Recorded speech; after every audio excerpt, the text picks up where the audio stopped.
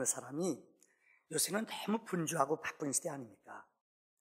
택시 잡기도 어려워요. 사모는 택시를 잡으러 나가는데 그렇게 안 오는 거예요. 한 20분 기다린 택시가 왔어요. 정신없으면 허겁지겁하다 택시 탔어요.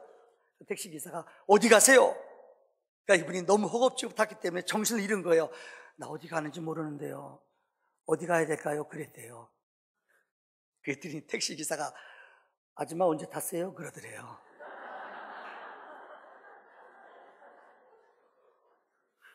안 웃는 분 두 분 있는데 조금 병원에 가보십시오. 세상이 그래요. 인생을 살아가면서 너무나 분주하기 때문에 우리는 잡아야 되고 기억해야 할 것들을 놓쳐버려요. 마귀가 쓰는 전략 가운데 C.S. 루이스는 이런 얘기를 했어요. 마귀가 쓰는 전략 가운데 아주 무서운 전략이 뭔지 아세요? 분주하게 만드는 거래요. 군대에서도 사고 나는 거의 대부분이 분주하고요, 우왕좌왕하다가 결정적인 거 놓쳐버려요. 왜 사람들이 당황하는 줄 알아요? 당황하면은 우선권이 뭔지 몰라요. 흥분부터 해요. 분부터 내요. 그러면 영락없이 마귀의 밥이 되는 거예요. 절대 믿음의 사람은 영적인 안정, 질서가 있어야 되는 줄 믿습니다. 정주영 씨가 쓴 책 가운데 시련은 있어도 그 책에 보면 이런 재미있는 얘기가 나와요. 어떤 사람이 그 사람한테 그래요. 당신은 운이 좋은 사람이다. 자기한테 그런 말 하지 말래요. 세상에 운 좋다는 말 하는 것, 이건 세상 사람들 하는 말이에요. 하나님의 정말 섭리와 도움이 없이는 그런 재벌되기 진짜 어려워요. 이게 쉬운 게 아니에요, 여러분들. 한 번은 그분이, 우리가 알잖아, 이북에서 아버지가 소판 것 이거 가지고 월남했잖아요. 혈혈단신으로 정말 밑바닥에부터 인생을 살았어요. 영산에서 노무자로 일할 때에 그 당시 어른들은 아실 거예요. 그때는 왜 이렇게 이하고 벼룩이 많았는지. 옛날엔 참 많았어. 너무너무 자기를 무는 거래요. 잠을 한 잔도 못 자요. 그 다음날 일해야 될 텐데. 그래서 이불도 뒤집어 쓰고요. 아니면 높은데 계단을 만들어 올라가도 그래도 이 벼룩이 기가 막히게 알고 찾아와서 자기를 물더래요. 그래서 궁리궁리 하다가 자기가 머리를 썼대요. 뭐냐? 침대에다가, 알죠? 대야를 4개를 침대 이 다리 들어가는 4개에다 대야를 물을 잔뜩 넣고 그 위에 침대 위에 올라가 잤대요. 그런데 하루는 빈대가 공격을 못 하더래요. 그런데 둘째 날 자는데 새벽녘에 뭐가 성큼성큼 기어다니더래요. 뭐게요? 벼룩이래요. 놀라가지고 불켜봤더니 깜짝 놀랐대요. 이 벼룩들이 머리를 썼어요. 도저히 물가에다 떨어지고 죽고 못 오니까 어떻게 했느냐, 이때 등산하기 시작했어요. 왜요? 공수부대식으로 옆으로 산을 올라가서 천장까지 기어가서 여기서 점프 뿅뿅 떨어지더래요. 와, 보니까는 벼룩들이 쭉 올라가서 입질이 있더래요. 제가 놀랐대요. 야, 세상에 미물인 벼룩들도 피 하나 뽑으려고 그렇게 공중 아세요? 점프, 그거 훈련도 안 받았을 거예요. 본능적으로 뛰어내리더래요. 야, 그때 깨달았대요. 맞다.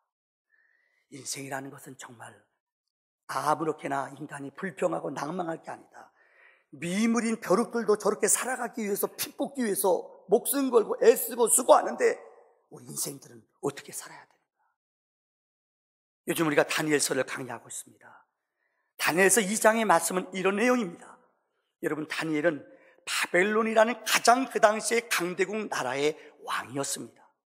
이 사람은 왕이 된 지 2년 만에 꿈을 꿨어요. 근데 자기가 무슨 꿈을 꿨는지 몰라요. 그런데 거기 술객, 점쟁이들, 모든 세상 사람들, 지혜자들을 불러다 놓고 내 꿈을 해석하라는 거예요. 아니, 내 꿈을, 무슨 꿈을 꿨는지 알아내라는 거예요. 이거 못 알아내면 죽인다는 거예요. 세상에 그런 엉터리가 어디 있어요? 꿈을 꾸고 꿈을 설명해주고 얘기해야지. 꿈 내가 못 꿨니? 이거 어떻게 알아요? 꿈 해석해달라. 이거 못 해석하면 죽인대요. 그런데 이런 위급한 상황 속에 오늘 본문, 예루살렘의 왕족이었던 다니엘도 포로로 잡혀왔어요. 그런데 이 다니엘도 그 명단에 들어갔어요. 다니엘도 이거 꿈 해석 못하면 죽어요. 위험한 위기가 그에게 찾아왔어요. 근데 오늘 본문의 말씀은, 읽은 말씀은 다니엘이 왕 앞에 담대히 나가요.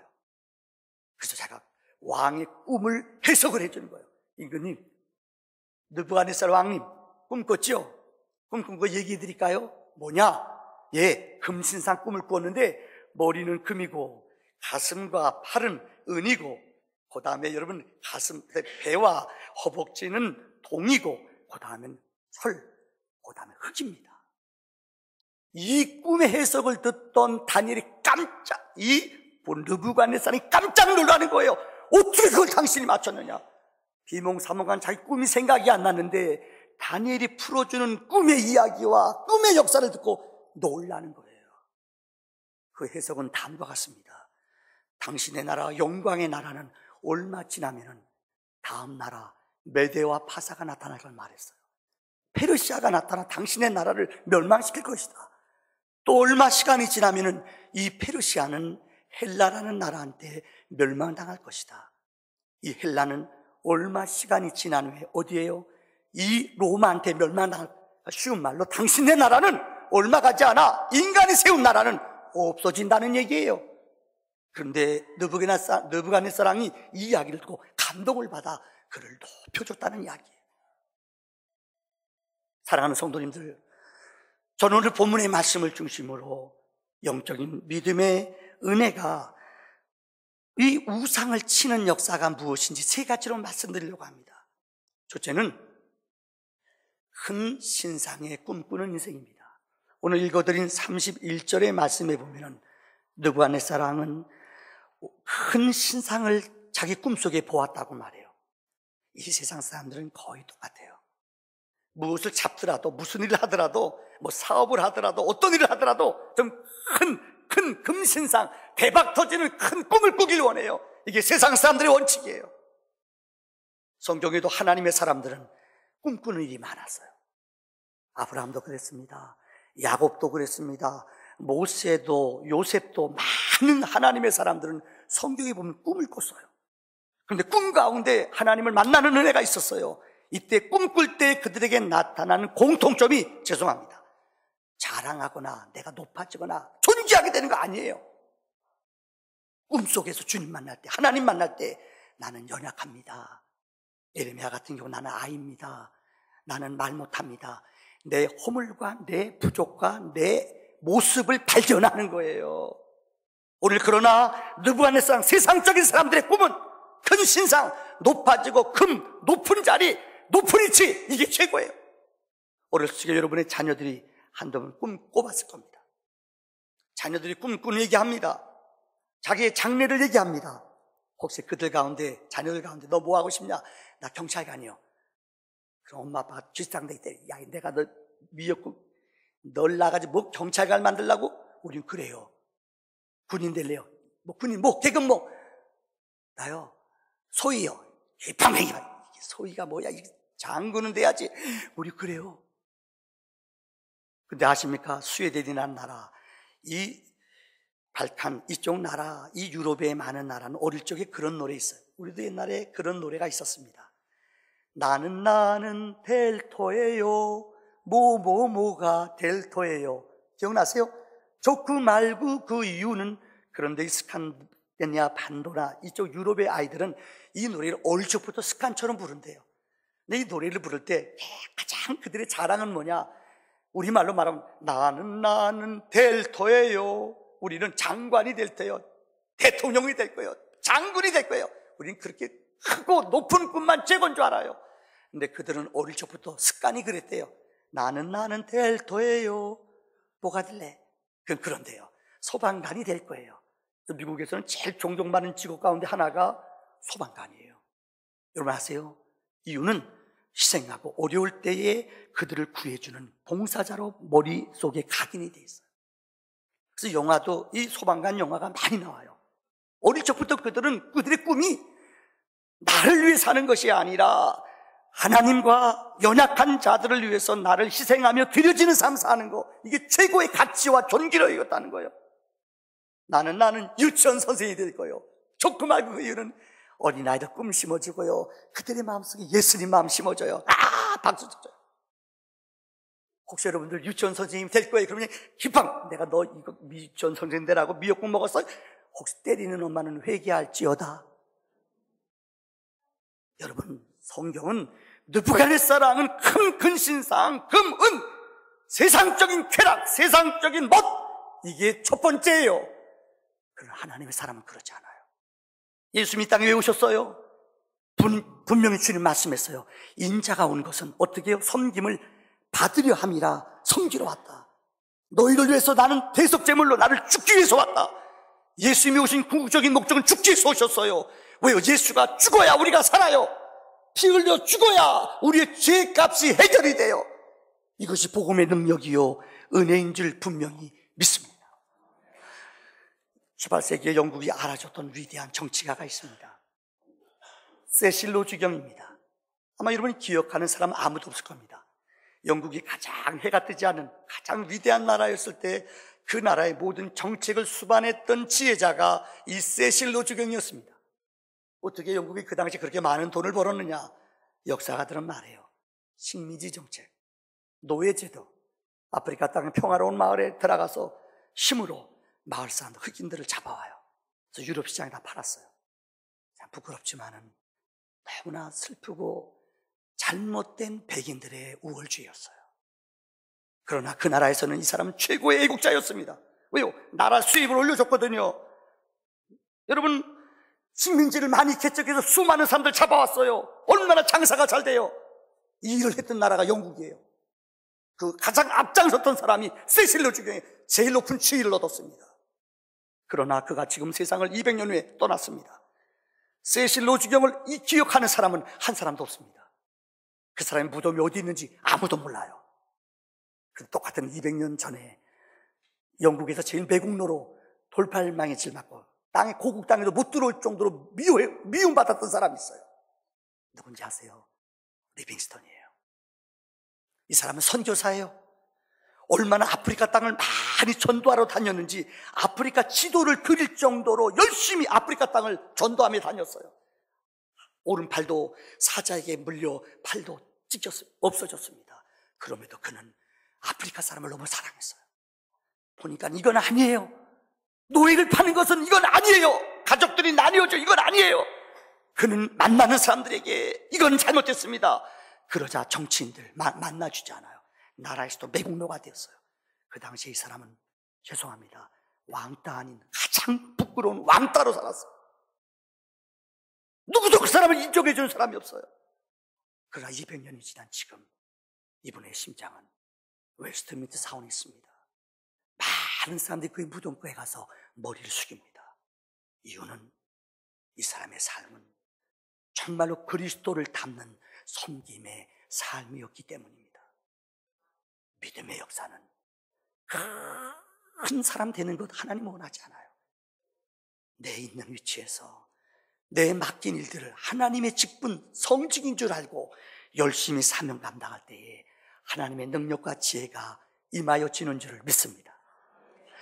두 번째로 본문의 말씀은 세상을 변해요. 이 세상에 영원한 것은 없어요. 많은 사람들은 이 땅에 영원한 것을 잡으려고 애를 써요. 오늘 본문의 말씀을 보세요. 머리는 금이었어요. 가슴은 은이었어요. 여러분, 배와 허벅지는 동이었어요. 그 다음에 철과 흙이었다 그래요. 이 나라는, 영원한 바벨론 나라는 얼마 같지 않아 멸망한다는 거예요.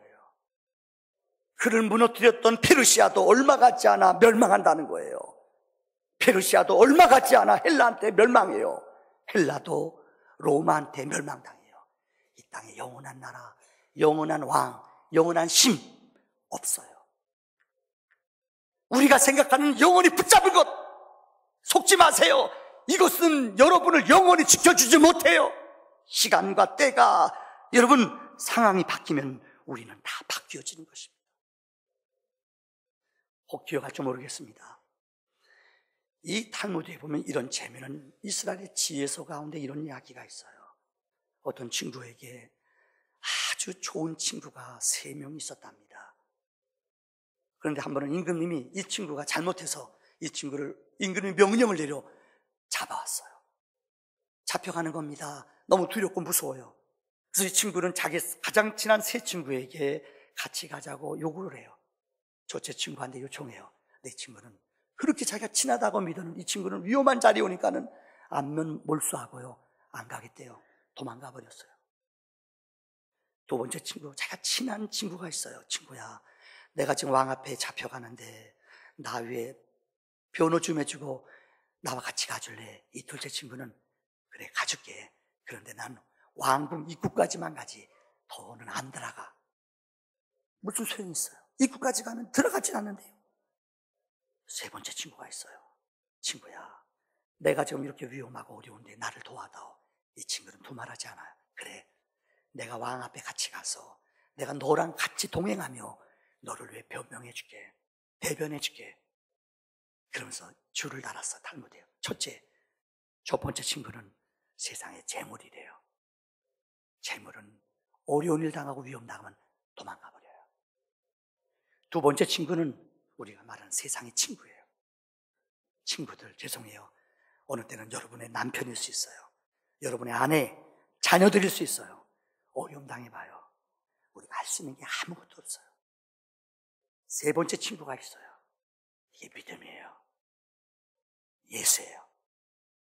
아무리 어렵고 힘들어도 여러분, 그분은 여러분 곁을 한 번 붙잡은 여러분들을, 하나님의 사랑이 여러분을 붙잡고 하나님의 능력이 여러분을 인도하면은 그 손은, 그 능력은 한 번도 아무리 어렵고 힘들어도 도망가거나 피해가지 않아요.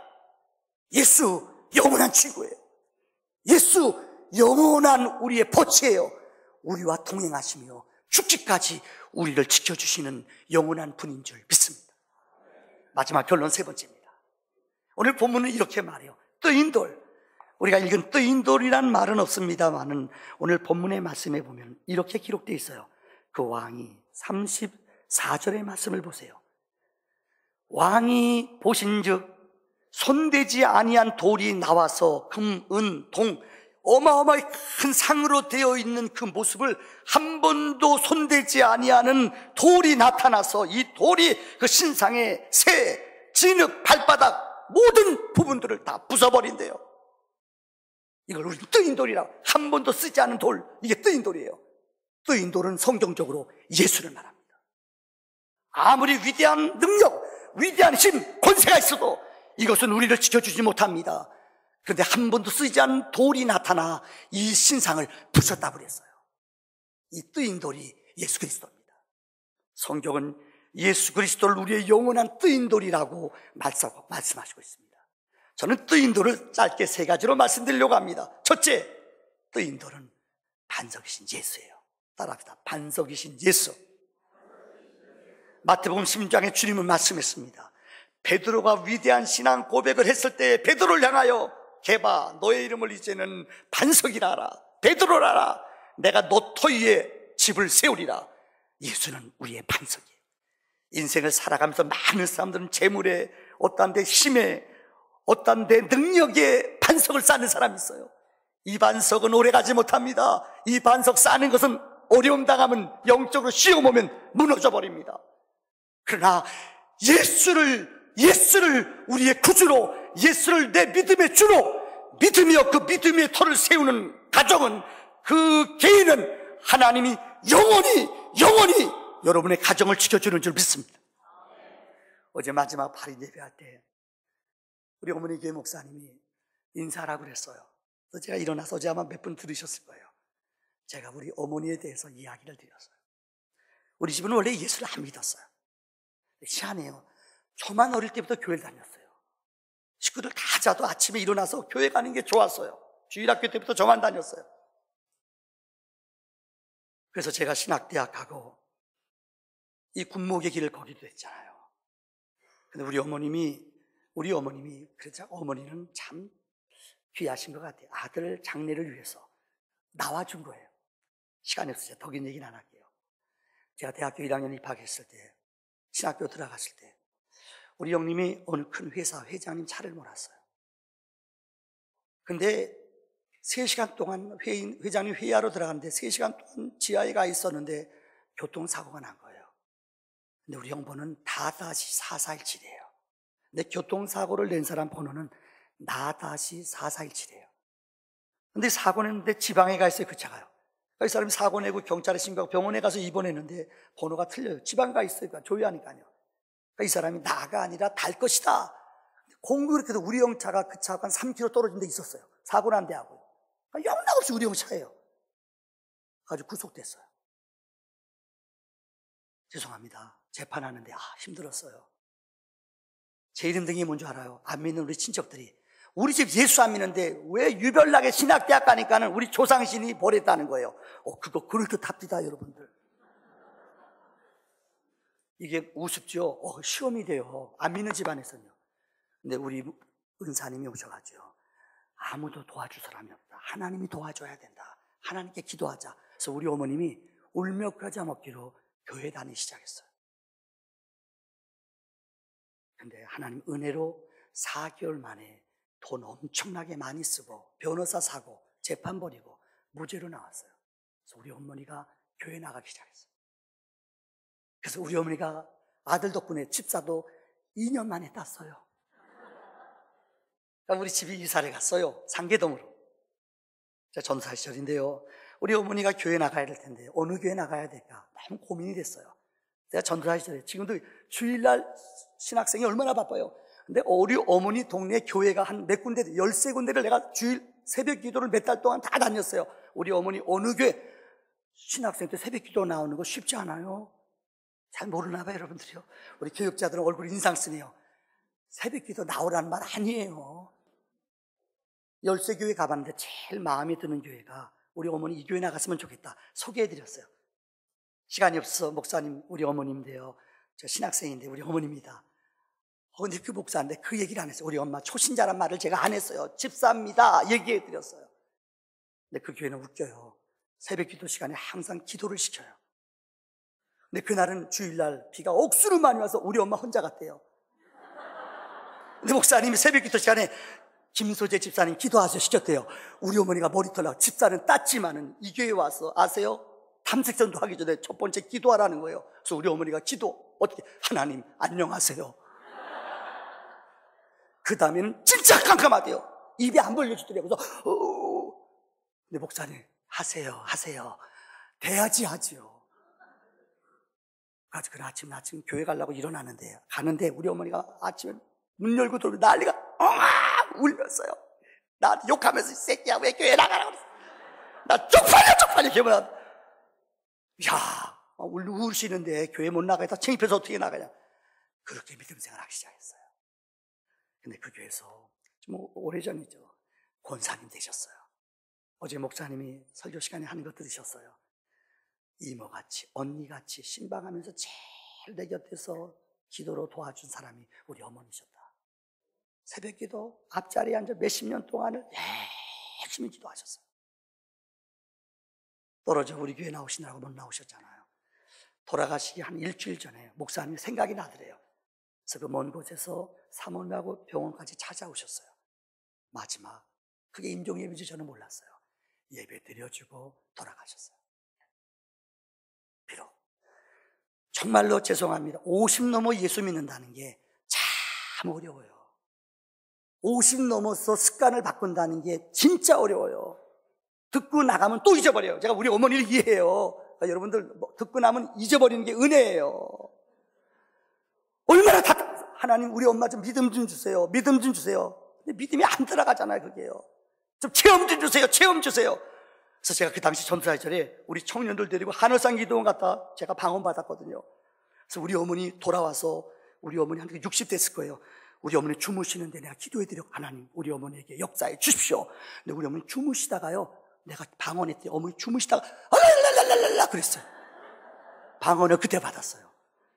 아시죠? 우리 아버지가 놀라가지고 어떻게 해요? 대야에다 물 떠가지고 하세요. 이부자리에다 끼얹었어요. 미쳤다고. 우리 아버지 아마 하늘나라에서 쪽팔릴 거예요. 세상 나이 들어 은혜 받는다는 게 진짜 보통 어려운 게 아니에요. 그래서 나이 들어서 우리 송 집사님 이런 분들 우리 나오신다는 거 고마워요. 진짜. 은혜가 아니면 나올 수가 없어. 여러분, 연약하고 부족하지만 예수님을 내 반석으로 삼으십시오. 하나님이 여러분의 인생을 책임져 주는 줄을 믿습니다. 두 번째, 예수는 우리의 영원한 산돌이라고 그랬어요. 리빙스톤. 베드로 전서 2장 4절에 예수는 보배로운 산돌이에요. 영원한 능력의 돌이에요. 예수의 능력이 들어가는 곳마다 생명이 일어나요. 예수의 능력이 임하는 곳마다 기적이 나타나요. 안 하던 일이에요. 결단이 일어나요. 끊지 못한 것이 끊어져요. 왜요? 예수는 능력이요 산돌이기 때문이에요. 여러분, 뜨인돌인 예수, 아무리 위대하고 거대한 걸 할지라도 뜨인돌 예수의 능력이 임할 때에 그것이 파괴되며 부서지는 기적이 예수의 능력을 통하여 임하여지는 줄을 믿습니다. 마지막 세 번째로 성경은 예수는 생명의 능력이라고 그랬어요. 따라합시다. 예수는 생명이다. 예수는 생명이다. 예수의 이름이 능력이 뜨인돌의 역사가 일어나면은 그곳에서는 놀라운 생명과 은총의 기적이 나타나요. 어느 조류연구가가 한번 시험을 해봤대요. 독수리는 알을 낳습니다. 이 알 낳은 독수리를 가지고 이 병아리, 닭 부화하는 곳에다가 갖다 놨대요. 그러니까 시간이 지나니까는 이 알이 깨지면서 병아리도 나왔지만은 그곳에서 독수리가 새끼가 나온 거예요. 그래서 이것을 일부러 이 독수리 새끼를 이 병아리들이 노는 데 갖다 넣어놨대요. 몇 개월 동안 기가 막힐 정도로 병아리하고 똑같더래요. 물 먹는 것도, 그죠? 병아리가 삐약삐약삐약, 자기도 머리 대고 막 삐약삐약. 이 병아리가 졸면은 자기도 똑같이 좋은 데에 앉아 기가 막히게 병아리로 변해가더래요. 그래서 주인이 이 조류 연구가가 몇 개월 지난 후에 이것을 빼다가 어디다가요? 다시 말하면 독수리 키우는 데다 넣어놨대요. 근데 그 다음 날부터 변화가 일어나더래요. 그 다음 날부터 아세요? 이전엔 날개는 붙이고만 다녔는데 날개도 피기 시작하더래요. 그들이 먹는 짐승들이 먹는 것들도 같이 먹기 시작하더래요. 생각이, 사고가 변화간에 바뀌는 거예요. 너무나 기이한 변화가 일어났다는 거예요. 예수를 믿더라도 어떤 분은 미안합니다. 병아리가 나쁘다는 거 아니에요. 병아리같이 자기 자신을 다시 말하면 연약하게 생각하고 무능하게 생각하고 능력을 발휘 못하며 병아리로 일생을 마치는 사람이 있어요. 예수를 믿는 자는 하나님이 우리의 신분을 바꿔줬습니다. 예수를 믿는 자는 하나님이 우리의 이름을 하늘나라에 기록하셨습니다. 하나님의 자녀라 인침 허락하셨습니다. 이제는 신분, 삶, 가치가 바뀌었어요. 바뀌었음에도 불구하고 독수리로 살아야 될 터인데 계속적으로 우리는 병아리로 살아요. 이거는 미련한 인생이에요. 오늘 뜨인돌 예수 그리스도는 우리의 죽음, 우리의 저주, 우리의 상처를 씻으셨습니다. 이제는 그 어둠과 상처 가운데 머물러 있으면 안 됩니다. 뜨인돌 예수의 생명이 우리의 생명이 되기를 주의 이름으로 축원합니다. 기도합시다.